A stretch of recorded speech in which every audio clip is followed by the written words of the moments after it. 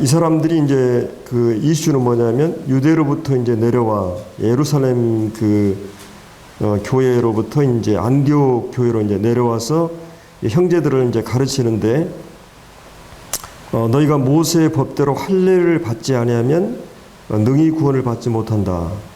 그래서 이제 여기 우리가 이제 구원받은 그 구원에다가 이제 할례를 받아야만이 확실히 구원받을 수 있다. 이런 이제 가르침을 이게 가르치는 거죠. 어떻게 보면 이것은 굉장히 심각한 문제가 될 수가 있습니다. 그러면 이제 여기서 할례라고 하는 것은 무엇이겠어요? 우리가 이제 보통 할례는 이제 구원의 이제 조건으로 주는 것보다 이건 이미 이제 로마서 4장에서 자세히 설명하고 있죠.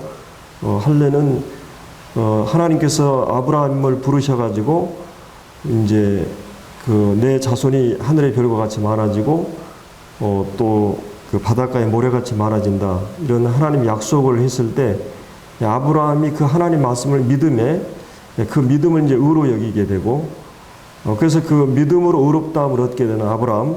근데 이제 그런 15장의 사건이 나타나고 나서 이 아브라함이 어떻게 합니까?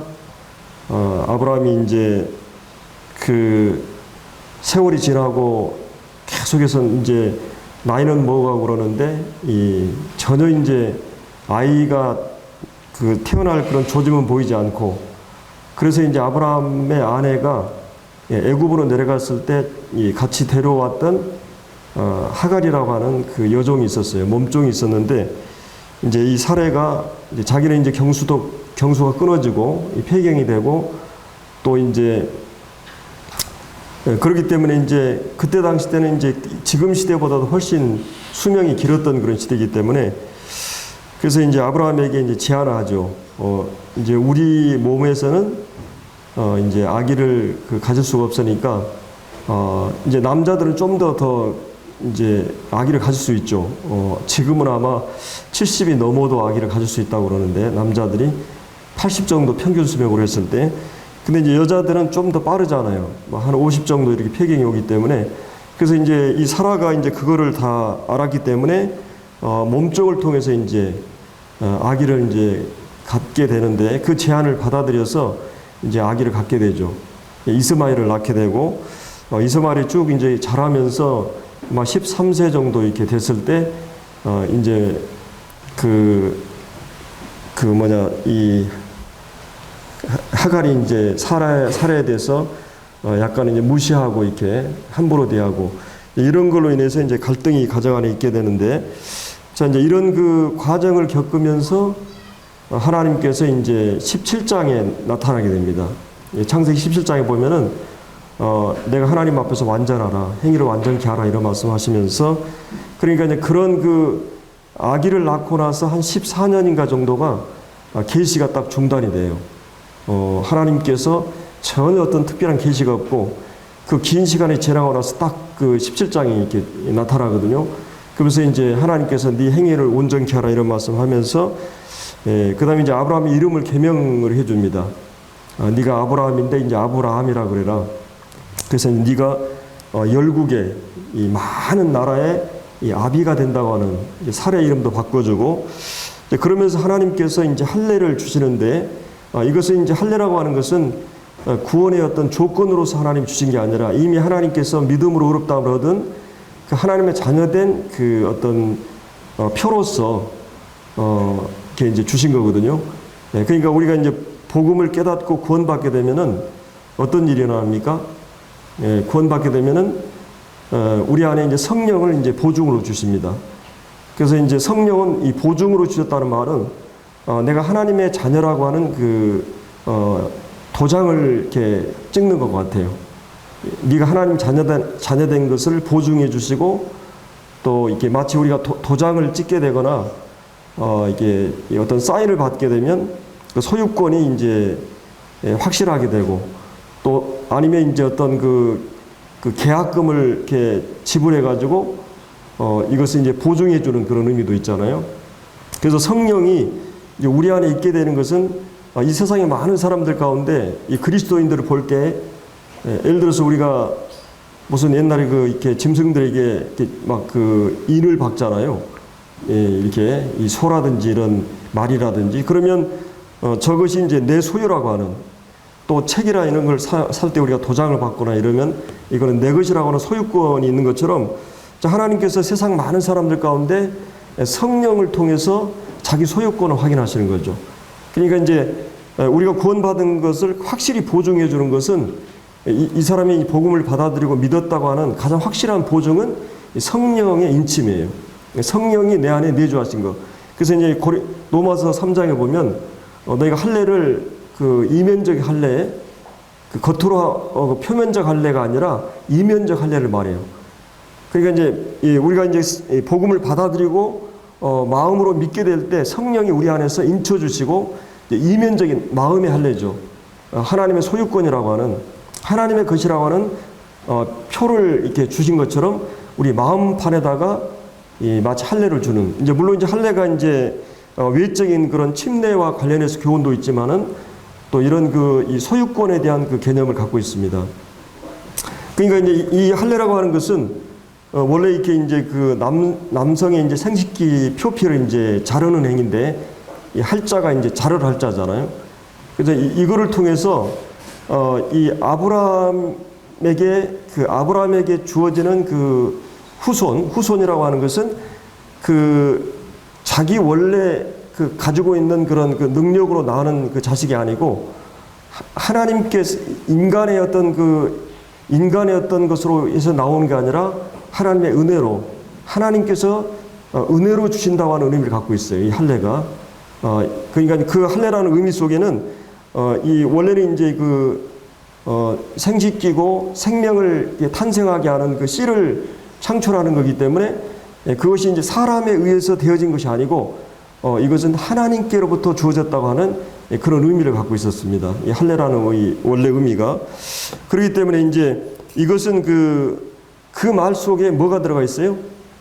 인간의 행위에 근거한 것이 아니고 하나님의 은혜에 근거한 것이다. 이것이 이제 이 할례 속에 함축되어 있는, 감춰져 있는 거죠. 그런 이 진리들이.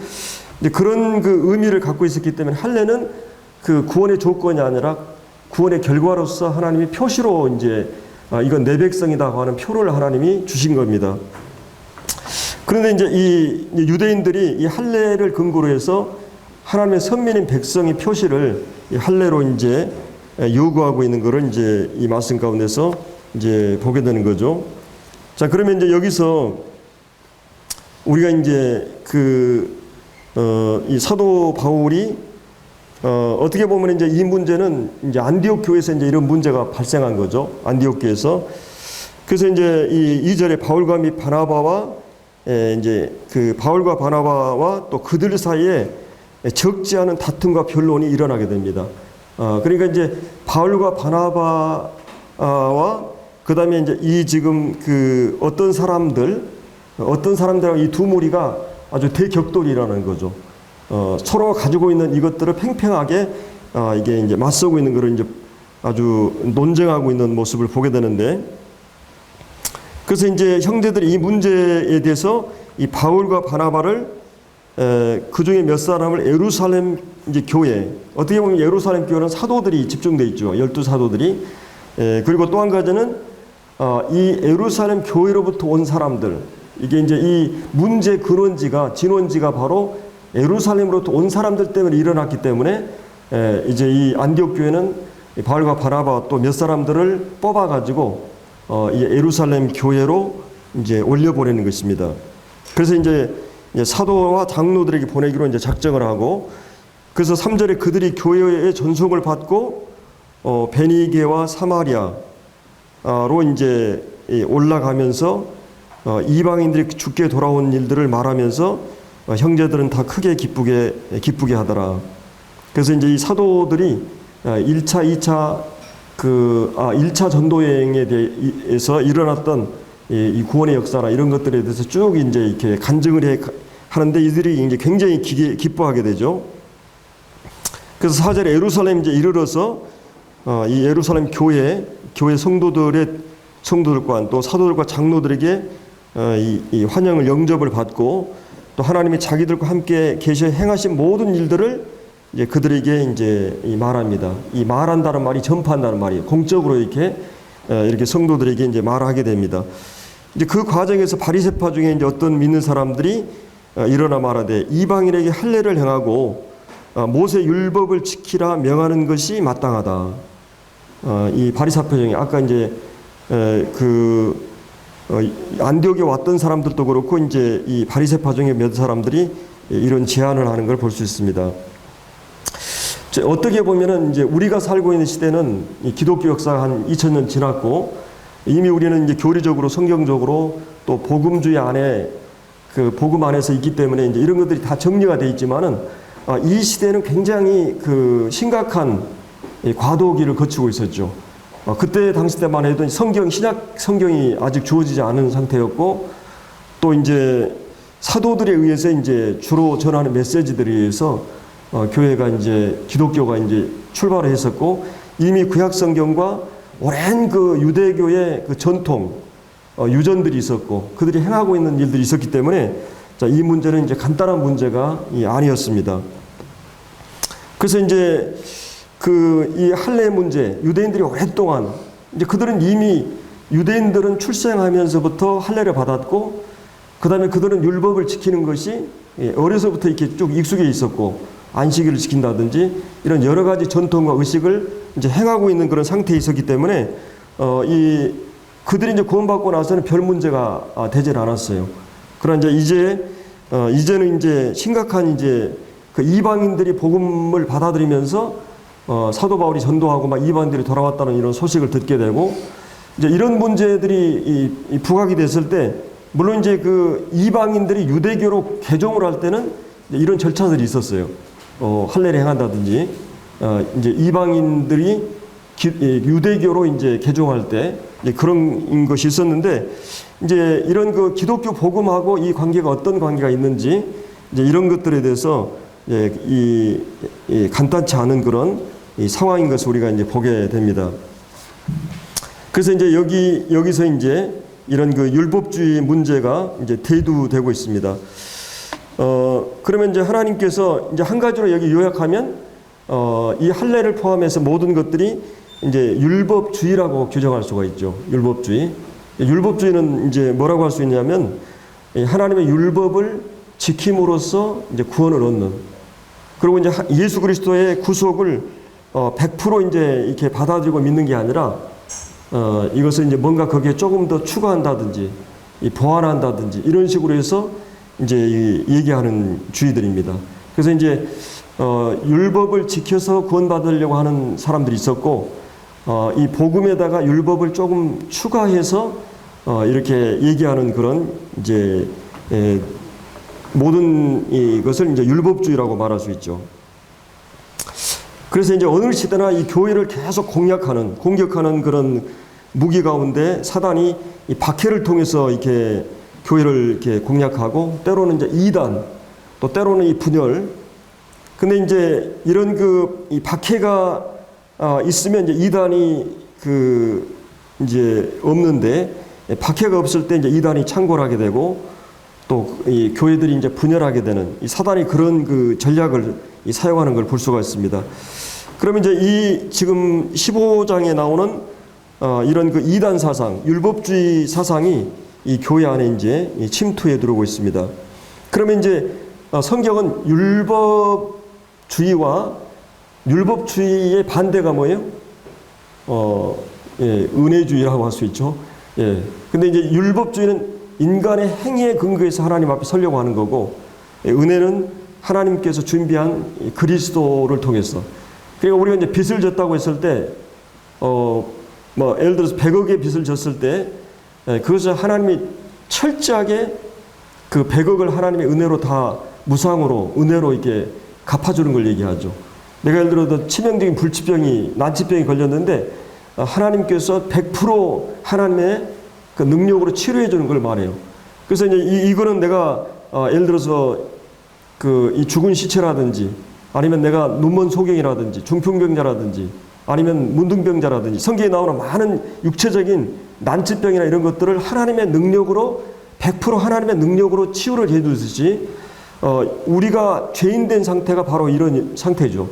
이런 난치병과 불치병과 같은 상태이기 때문에 이거는 전적인 하나님의 은혜로 100% 하나님의 은혜로 되어지는데 이제 이런 그 사람의 어떤 이것을 추구하는 것이 이제 문제가 됩니다.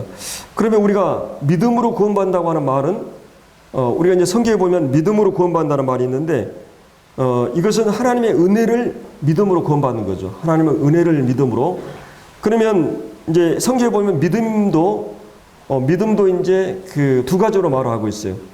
구원 얻을 때 믿음과 그다음에 이제 구원받고 나서 그 신앙생활 하는 과정에서 믿음이라는 말이 있어요. 물론 이제 이 믿음이 계속해서 이제 활용하는 믿음이지만, 그럼 우리가 이제 예를 들어서 믿음이 좋다, 믿음이 나쁘다, 이 말은 어떤 말이에요? 구원받을 때 믿음을 얘기한 게 아니라, 구원받을 때는 이제 예를 들어서 우리가 이제 아이들을 출생하는데 어떤 애들은 좀 더 잘생기고 못생기고 또 머리가 똑똑하고 그렇지 않고 건강하고 그렇지 않고 이런 거는 이제 약간 차이가 있을 수 있는데 태어나 다 똑같은 과정을 통해 태어나게 되죠. 이 자식이라는 신분을 가지고 이제 태어나게 됩니다. 그들이 자라는 과정에서는 좀 더 잘하고 못하는 이 차별이 있어요. 그러나 구원받는 과정에서 우리가 하나님의 은혜를 믿음으로 구원받는 데는 차별이라는 게 없어요. 그리고 거기는 자랑이 있을 수가 없어요. 왜냐하면 어떻게 보면 우리가 태어나는 것은 어떤 면에서 우리가 수동적이에요. 수동적인 면이 있죠. 내가 태어나려고 태어난 게 아니라 이렇게 태어나게 되는 거죠. 물론 이제 이 구원에 대해서는 두 가지 또 성경에 나와요. 이게 수동적인 면이 있고 능동적인 면이 있어요. 능동적인 면이라는 말은, 구원이라고 하는 것은 마치 A라는 어떤 B라는 그 연인이 만나서 이게 서로 사랑을 관계를 맺으면서 내가 결혼을 동의하는 데 있어서는 예를 들어 프로포즈를 하게 되면 내가 그 상대에 대해서 그 인격적인 신뢰나 사랑하는 마음이 있으면 그것이 이제 동의하고 그다음에 결단하고 또 선택하고 이런 것이 있어요. 그러니까 어떻게 보면 믿음은 하나님께서 모든 걸 다 이루어 놓으시면서 선물을 주는데 우리가 인격적으로 거기에 대해서 그걸 받느냐 거절하느냐 또 그 결단과 선택이 또 우리에게 있을 수가 있어요. 그러니까 어떤 면에서 이 구원에 대해서 이런 인간관계, 인격적인 관계에서는 또 우리의 선택이 믿음의 하나의 어떤 그 과정일 수가 있는 것입니다. 근데 이제 어떤 면에서 보면 내가 눈을 뜬다든지 내가 태어난다든지 내가 살아난다든지 이걸 굉장히 수동적이에요. 하나님이 이제 이 복음을 깨닫게 하시고 또 믿게 하시고 눈을 뜨게 하시고 살아나고 이런 것들은 하나님의 역사의 결과로서 어떤 측면이 있어요. 근데 이제 성경은 이 두 가지를 다 이제 얘기하는 것을 볼 수가 있습니다. 근데 이제 우리가 여기서 얘기하는 것은 단번에 주신 믿음, 우리가 구원받을 때 그 믿음은 다 이제 비슷하게 믿음을 통해서 구원받게 되죠.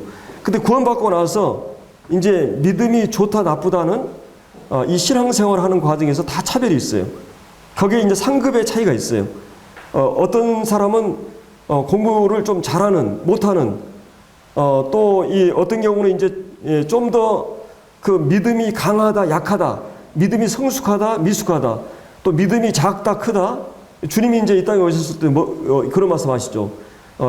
내가 이스라엘 중에 이렇게 큰 믿음을 본 적이 없다. 또 이 자의 믿음이 큰 자다. 또 너희가 왜 믿음이 작은 자냐? 믿음이 없다, 믿음이 작다 이런 말을 표현하는데 이거는 이제 구원받고 나서 믿음으로 구원받고 이제 믿음으로 사는 과정에서는 거기는 이제 약간의 차이가 있는 것이에요.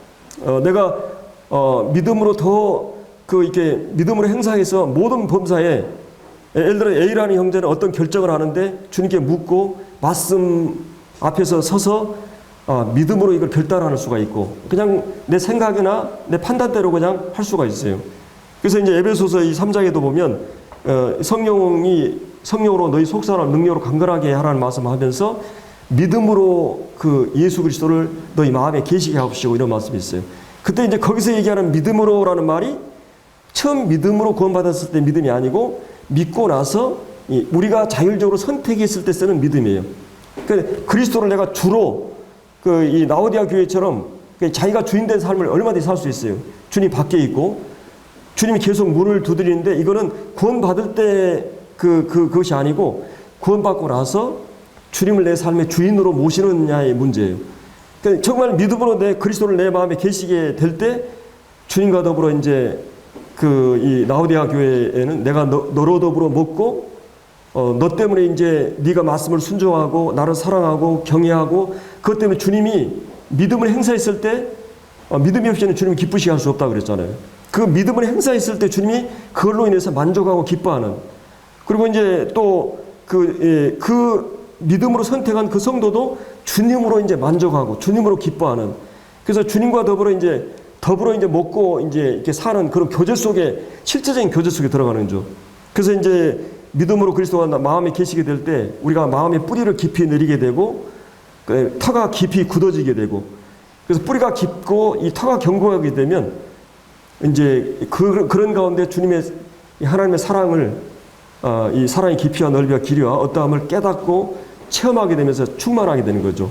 충만한 삶을 살게 되는데, 자, 이거는 믿음 A와 믿음 B로 구분했을 때 지금 여기서 얘기하는 이 바울이 얘기하는 제가 믿음이라고 했을 때 그 믿음은 이 구원 얻을 때 그 믿음을 얘기하는 거예요.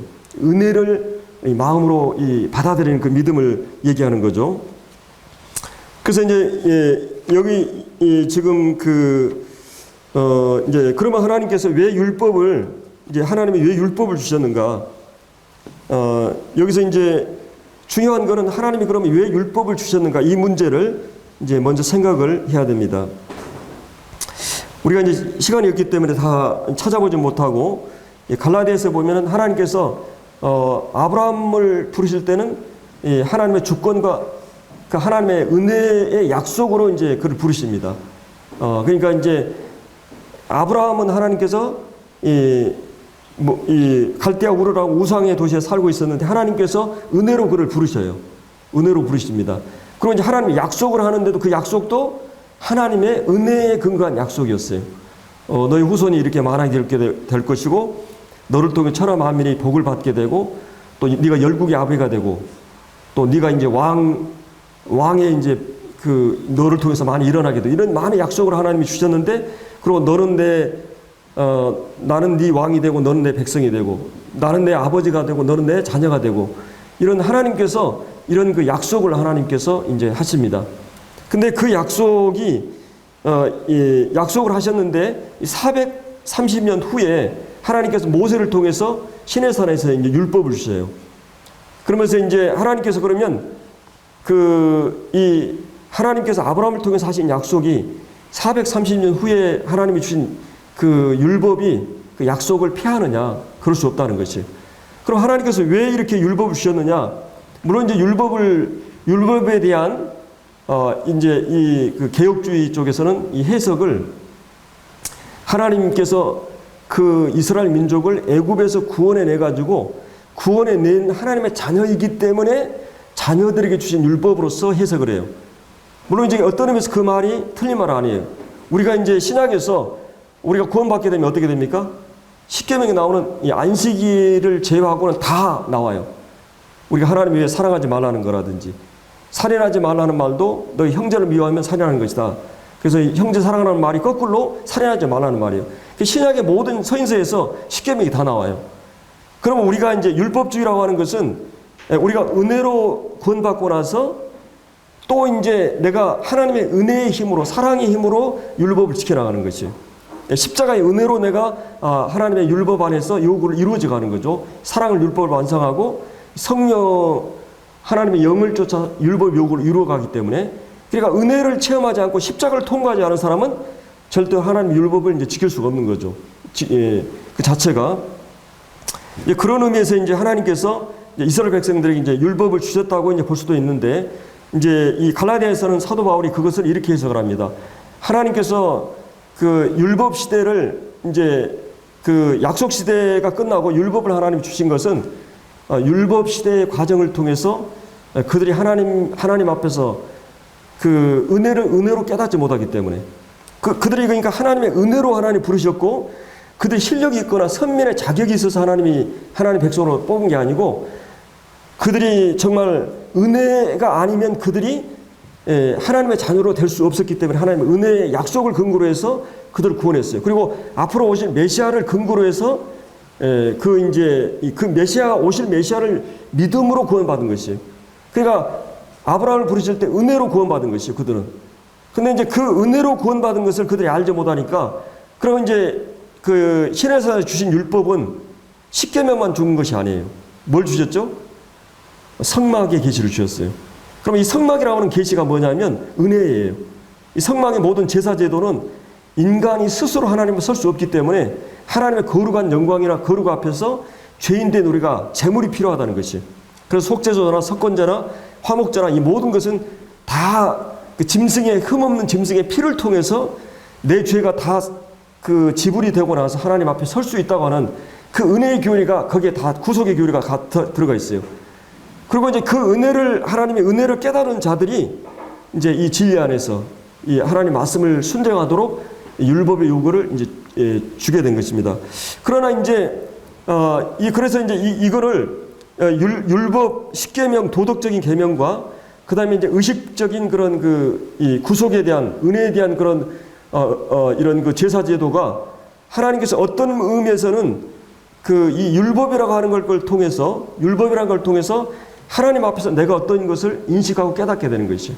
율법이라는 이 거울을 통해서 하나님 앞에서 내가 어떤 자인 것을 알게 됨으로써 이제 은혜가 필요한 존재인 것을 알게 되고, 또 어떤 의미에서 보면은 이제 하나님의 은혜를 알고 나서 은혜 안에서 있는 사람들이 또 율법 주인은 아니지만 이제 율법에 대한 계시가 이 구원받은 성도들이 또 율법 안에서 은혜로 이제 율법을 안에서 살게 되는 것이에요.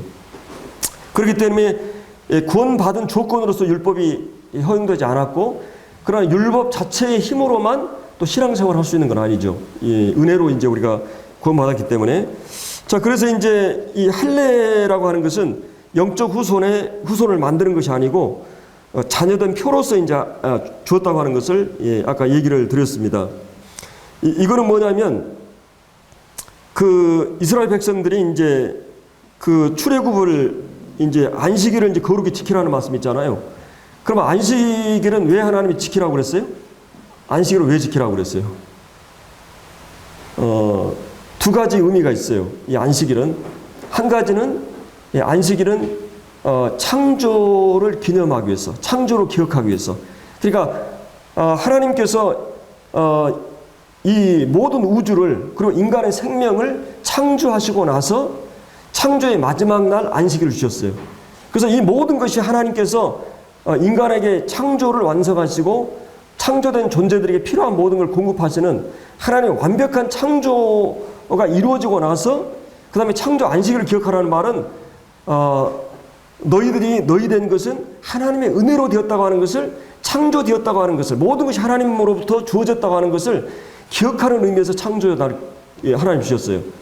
안식일을. 그러니까 안식이라고 하는 개념은 무슨 개념이에요? 진정한 그 쉼을 얘기하죠. 완전한 어떤 그 안식을 의미해요. 이것은 전적으로 내 있음이나 내 노력으로 주어진 게 하나도 없다고 하는 게 창조 개념이에요. 그럼 이스라엘 백성들에게 십계명에서 안식일의 개념을 주셨을 때는 그들의 애굽에서 바로의 그 권력과 그 바로의 이 노예 속박에서 그들이 나올 수 있었던 모든 것은 자기의 어떤 힘으로는 할 수 없었어요. 하나님의 전적인 그 은혜로, 하나님의 주권과 능력과 하나님의 은혜로 그들이 거기서 나오게 된, 구출된 것이에요. 이 구속을 기념하기 위해서 안식일을 하나님이 주셨어요. 그러니까 이제 이스라엘 백성들은 이미 안식이 이루어졌고 안식하는 자들에게 그날을 기념하라고 그랬어요. 이 창조도 마찬가지예요. 그러면 신약에서 물론 우리가 안식일을 지켜야 되느냐, 이게 주일 개념으로 바뀌어졌죠. 근데 이제 이 신약에서 예수님이 오셔서 뭐라고 그랬어요? 수고하고 무거운 짐진 자다 다 내게로 오라. 내가 너희를 쉬게 하리라. 그러면 이제 예수 그리스도 안에서 우리는 참된 안식을 이미 소유하게 된 것이에요. 안식하는 자들에게 안식일을 기억하라고 하는 거예요. 우리가 주일 개념도 모든 날이 우리 율법의 멍에서, 율법의 어떤 굴레에서, 노예에서 해방된 거예요. 예를 들어서 우리가 이제 그 중풍병자에게 당신을 쉬어라. 이것은 쉼이 될 수가 없어요. 문둥병자에게 쉬어라. 쉼이 될 수 없죠. 그 눈먼 봉사에게 쉼이 될 수 없어요. 이들에게는 신체적인 건강이 회복돼야만 힘을 누릴 수가 있는 것이죠. 그리고 영적으로도 우리가 죄의 노예로 사단의 노예에 있을 때는 쉼을 누릴 수가 없어요. 그건 안식일을 지킨다고 쉼이 되겠어요? 쉼이 이루어진 사람들에게 쉼의 날은 의미가 있어요. 모든 날이 그들에게 쉼이 되는 거예요. 내가 자유롭게 움직일 수 있는 게 진정한 내가 이 자유할 수 있는 것이 쉼을 누리는 거죠. 근데 이제 우리가 죄의 그 속박으로부터, 그 다음에 우리가 이제 이 마귀의 속박으로부터 주님이 수고하고 무거운 짐을 주님이 대신 져주심으로써 우리가 진정한 이제 주님 안에서 쉼을 누리게 된 거죠. 그 쉼을 누리는 자들이 주일날 그 이 만찬을 통해서 주님을 기억하면서 이 구속을 기억하면서 이제 이 구속을 기억하는 것입니다. 그래서 이 안식일 이 개념도 이제 그런 그 개념이 있는데, 이들은 그 이제 여기 그 베드로가 이제 여기 6절부터 베드로가 이제 얘기를 하죠.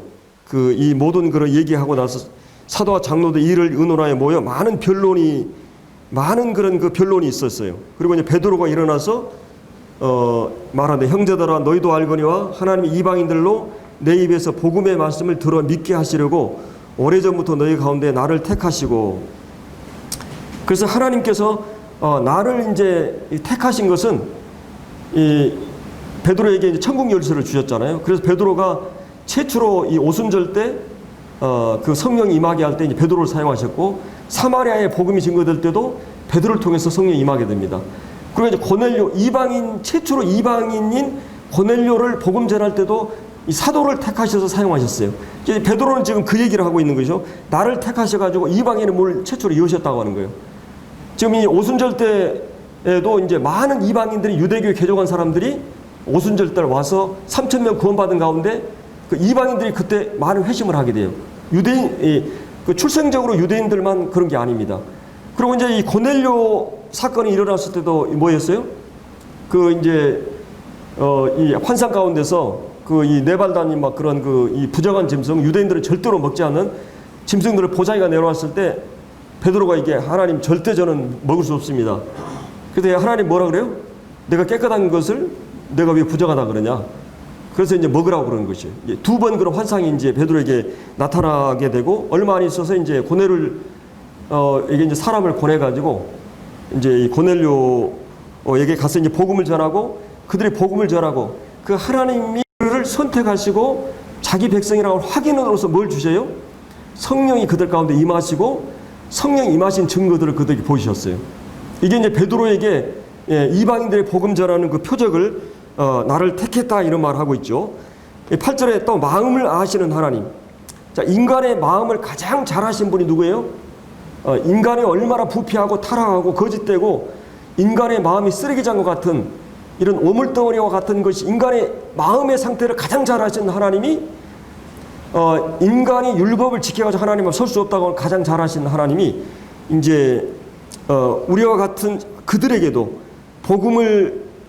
베드로가 복음을 전했을 때 그 복음을 마음으로 받아들였을 때 그들의 성령을 주셔가지고 증거하셨다는 것이죠.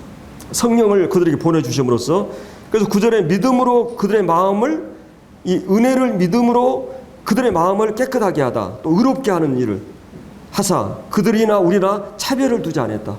믿음으로 구원받는, 이제 노아 3장에서도 이 믿음으로 구원받는 것은 차별이 없다. 유대인이나 이방인이나 차별을 두지 않는다. 이 은혜로 구원받은 방법은 차별이 없다고 하는. 그래서 이제 10절에 그런데 지금 너희가 어찌하여 하나님을 시험하여 하나님을 너희들이 테스트하려고 그러느냐. 그러니까 이제 우리 조상도 능히 매지 못하는 멍에를, 그러니까 이것은 역사적으로 이미 실험 과정을 거쳐가지고 인간이 율법을 지킬 수 없다고 하는 걸 이미 실증이 됐어요. 이미 역사적으로 다 유대인들의 긴 역사 속에 인간이 율법을 지키고 설 수 없다고 하는 것을 이미 그 실증됐어요. 그리고 인간이 죄인으로 태어났고 아담만의 원죄를 가지고 있는 본성을 갖고 있는 죄인이기 때문에 그 죄인들이 아무리 의롭게 살려고 한들 이거는 어떻게 할 수 없어요. 그래서 우리가 여기서 이제 하나님을 시험하러 이 모순된 이 두 가지, 하나님의 전적인 은혜와 그다음에 인간의 율법의 행위라고 하는 것은 서로 이게 조화될 수가 없는 거예요. 이거는 이 모순되고 서로 다른 거예요. 방법 자체가 전혀 다른 겁니다. 그래서 이제 11절에 그런 말을 이제 결론적으로 얘기하고 있는. 그러나 우리는 그들이 우리와 동일하게, 이 동일하게라는 말이 굉장히 중요해요.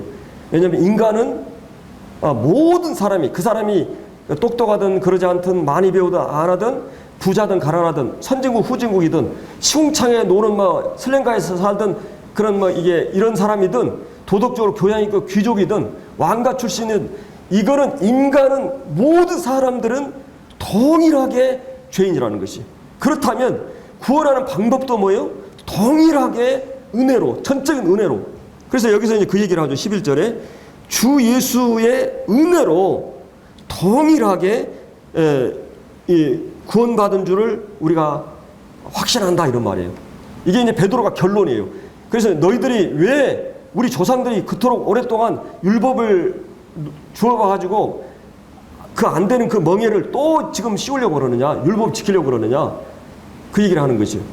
베드로가 이제 최종적인 결론으로서 자기 하나님이 그 자기 경험을 얘기하면서 이 얘기를 하거든요. 그러자 이제 12절에 온 무리가 가만히 있어. 베드로의 그 말이 영적인 권위와 계시를 갖고 있었기 때문에 완전히 청중들이 사로잡은 거죠.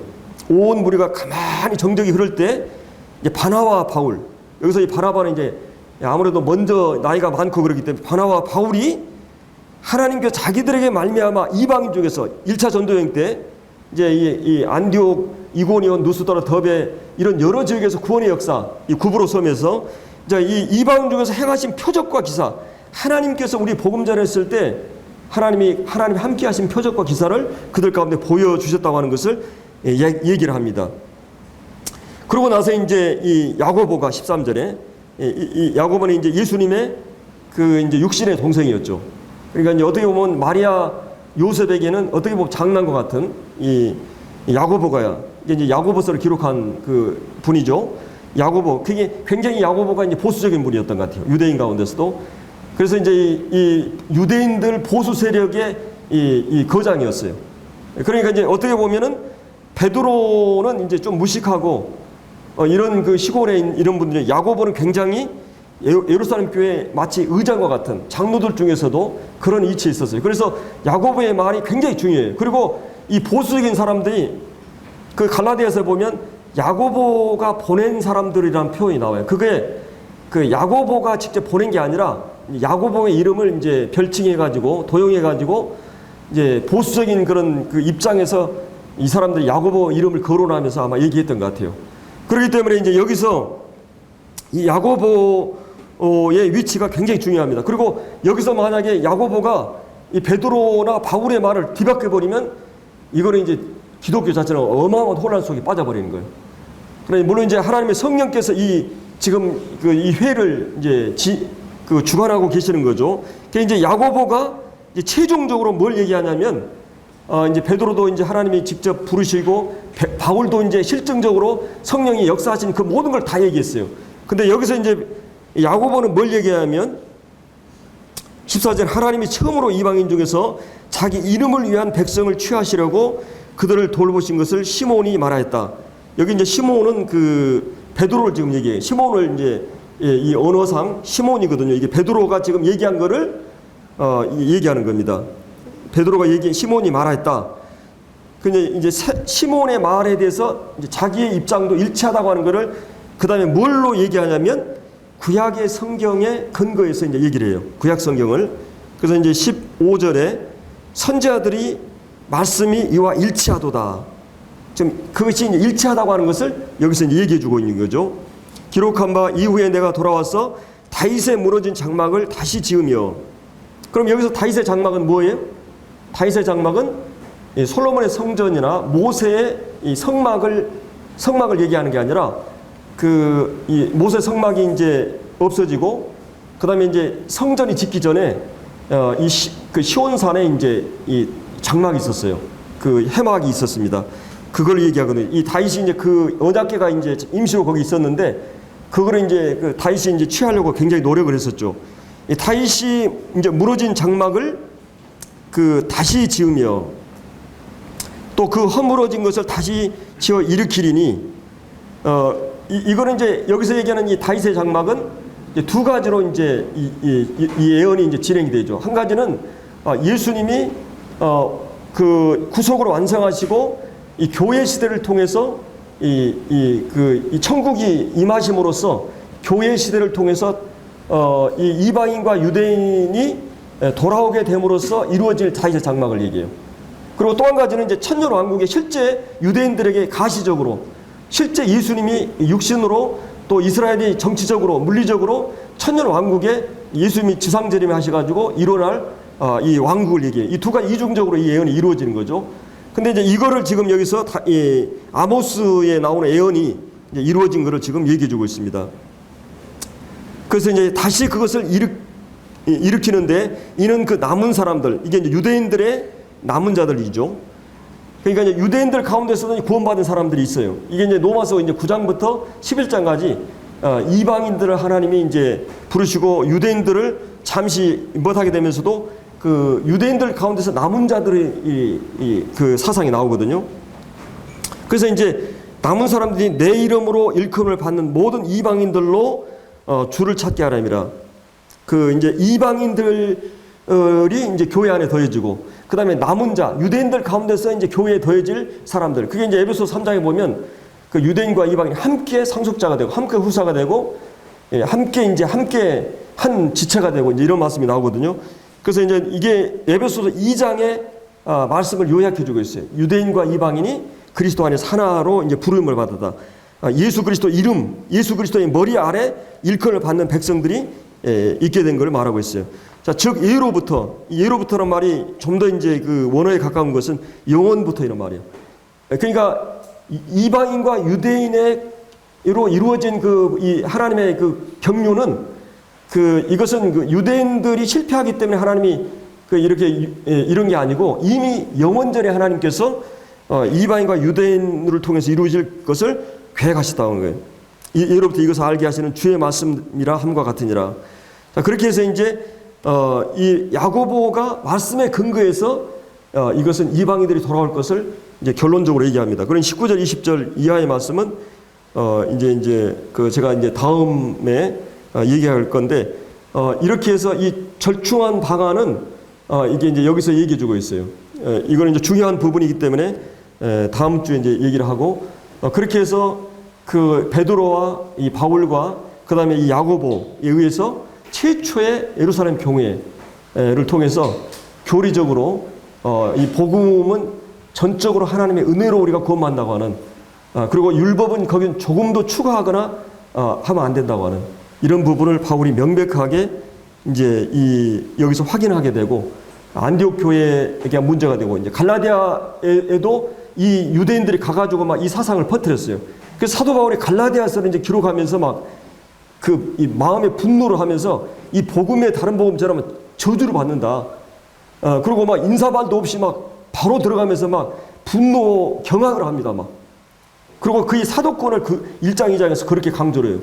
왜냐면 그러면서 베드로가 안디옥 교회에 와가지고 외식한 걸 막 내가 면차고 책망했다 하면서 자기가 받은 이 복음은 하나님께 직접 계시를 통해서 받았다고 하는 것을 이제 강조하게 되는 걸 볼 수 있습니다.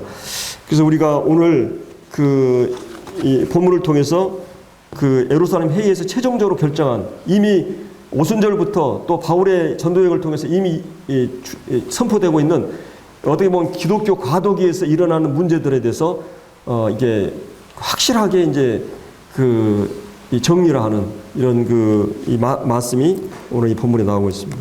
예, 기도하고 마치죠.